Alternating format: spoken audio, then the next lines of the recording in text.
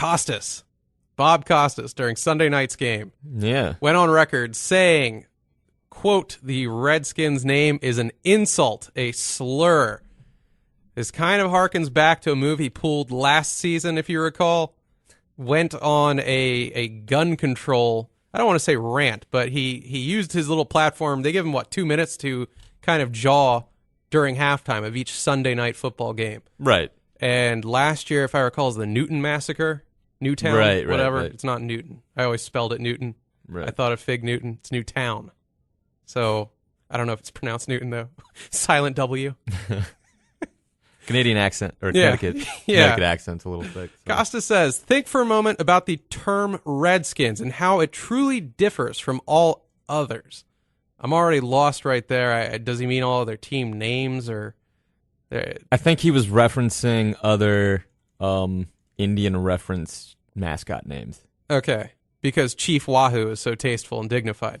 He did mention that as being, I guess in his opinion, that's the second most offensive, but he really gave him a pass. Which to me, I mean, you look at that image, like, that is mad racist. I know, man. The Cleveland Indians don't even have, good fans, man. They were in the wild card this year, and nobody was going to watch the games as they were, I got a pretty thick skin, but if there was, a team called the Greeks, and it was just some, fat guy with a mustache and chest hair, and he's, fucking a 10-year-old boy in the ass, I'd be a little weirded out. Like a big gob of feta in his hand.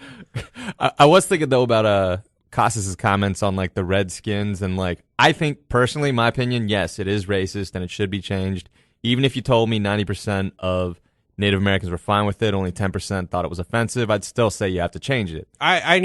We should get off our asses and get Dave Brocky, singer of Gwar, in on this. He's very fired up, huge Redskins fan. Yeah. Somehow we're Facebook friends, back when his profile went public. I was like, fuck yeah, Gwar singer. I loved you guys. And he's very fired up about it and really finds it horribly offensive. I'm kind of in the middle. Let me continue with what Costa said. Ask yourself the equivalent, what it would be if directed toward African Americans, Hispanics, or Asians, or members of any other ethnic group. And this is actually what I was thinking about, because I was like, all right, so if Compton got a football team and they got to call it NWA, I think a lot of black people would be cool with that. Well, I think he loses his way, members of any other ethnic group. Imagine the New York Paisans or something. How would that be racist? You know what I mean? Every Guinea in the joint would be laughing their asses off. They'd love it. The thing is, with a lot of the nicknames you could come up with, it would be 90% of people in there would be like, that's kind of cool, but the 10% who are offended are really offended. Yeah, they're very, it's very, put it out there and it sounds like I'm liberal bashing or something, which I'm not, because I'd fall more on that end of the spectrum, but it sounds like the quote-unquote very vocal minority who's, I'm offended. When considered that way, Redskins can't possibly honor a heritage or a noble character trait, nor can it possibly be considered a neutral term. I don't view this through the whole, there's a lot of conservative guys who are like, oh, it's a thought police come to, change this. I'm not going that far with it. I'm simply saying we want to, as outsiders, we want to look at Redskins. And yes, applying my limited knowledge of, I got black friends, I got Asian friends. I don't think my black friends would be cool with the black skins. You know what I mean? I don't think my Asian friends would be cool with the yellow skins. Although, being an Asian, I've always wanted to have a traveling basketball team where it's me, a bunch of other Asians, and some light-skinned black people. Yeah. And we'd be the high-yaller ballers. It works for me. You could take on the Globetrotters. Yeah. And they beat you with their blackness. I don't have any Native American or Indian or whatever friends. I don't know where this falls in the spectrum. We are kind of stepping into this and saying, well, this is what that word has to mean to them. I truly don't fucking know. I have no clue. I have no frame of reference what it means. I know my black friends, whenever I'm joking around, I let the occasional nigga with an A slip. Even then, and there's just that 10 seconds pause of so what are we getting for lunch? And you're slid. Thank God. Yeah. Everyone's just like, we know that didn't mean to happen. It just happens. We all know that behind your back, I quote rap lyrics furiously and fast. And thank you for letting that go past. And, if I'm hanging out with an Asian driver or Asian friend, I start bitching about Asian drivers, they'll usually hop right in. They're just like, yeah, we're horrible. Yeah. That kind of stuff. But, specifically Koreans in Northern Virginia. Yeah. No, I subscribe to that too. I'm not big on keeping it for historical reasons. I don't give a flying fuck. Yeah. Honestly, I don't care. I I want to know that it really is burdensome and hurtful to these people. I don't want it to just be a bunch of outsiders being like, yeah, they hate this. And literally the vast majority of that Native American population is like, I don't give a fuck. It's not even what you think it means.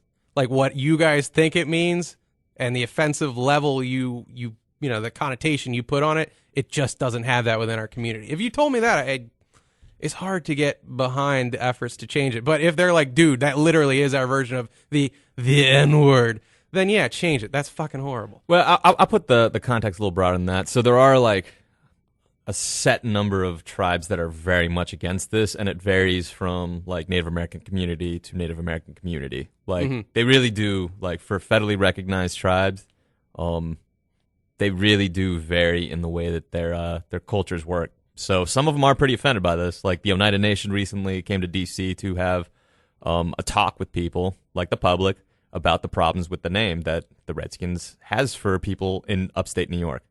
Not every tribe feels this way. Not everybody within every tribe feels this way. But there are tribes where it's more than half the people.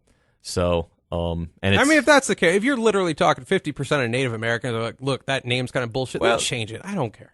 Let's just say like 50% of people who are Oneida, which is like one of like the 500 plus tribes in the United States. I mean, you're still like offending an entire half of like an entire tribe of people. You know, but what if you're saying you're offending the Papa Giorgio tribe? That's 3 of us. No, but it would be more akin to, I mean, you have to look more like one of the tribes of Israel. You know, it'd be more like that. You can't just say like, oh, it's, you know, my family unit. Like, you can't. They need to change that scene in National Lampoons because it offends Papa Giorgios worldwide. It's not like that. No, numbers are vast and growing. No, they really are like under the U.S. Constitution, like a separate nation. So, I mean, you do have an entire nation of people within the United States who are like, this is messed up. And they're more than a couple. I mean, I simply want those figures. That's all. And again, I don't, it sounds kind of prickish where you're like, I want to hear they're offended before we change it. But at the same time, there's a lot of impetus to change it. And some of it really does seem bandwagoning. It really has become the cause du jour inside of football right now. Yeah, I mean, it's excessive. I think people are rewriting history a little, and I think that's the hardest part. Like, Redskins used to not be an offensive term. Yeah, the dude who plays Narcisse on this season of Boardwalk Empire, he's a Redskins fan. And he went on Totally Unbiased with Kamal Bell, Kamal Bell, I believe his name is. Mm-hmm. And he was like, you got to understand, they came up with that term, and it was like a fuck whitey term. Like, it was almost like my nigga, not nigger. Yeah, yeah. Like, you my Redskin. Like, they used it with each other to be like, we are not white people, we are Redskins. So, again, I don't... But maybe it's changed with time? Exactly. That's the thing that you have to keep in mind. Like, it wasn't perceived as offensive at a time when, like, Negro was part of the white vernacular, you know? So, I mean, to me, like, you can't say it's the N-word. It really is more like Negro, though. Like, who goes around using that now? No, like, that's an archaic term. I miss my grandma to phase that out so much. There's your answer. But no, this is what I'm saying. Like, Redskin is akin to Negro. It's not like the N-word where it's like, oh, this was designed to offend you. Well, no, but it definitely has become an offensive, like, vestige of the way people used to be, like, in times of segregation. So we've moved away from that. And I guess a final thought I got on this is, I mean, if you want to look at the history of the franchise of Redskins, I believe they were the final team in the NFL to integrate. Yeah. But they also are throwing out there, I don't like the history lesson they're giving where it's like, oh, the very first coach of this team was Native American. The name was picked to honor him. I don't know about that bullshit. I just do remember they were the last to integrate, but at the same time, right afterward, they had the highest percentage of black players. So there you go. Interesting. They went black and never went back.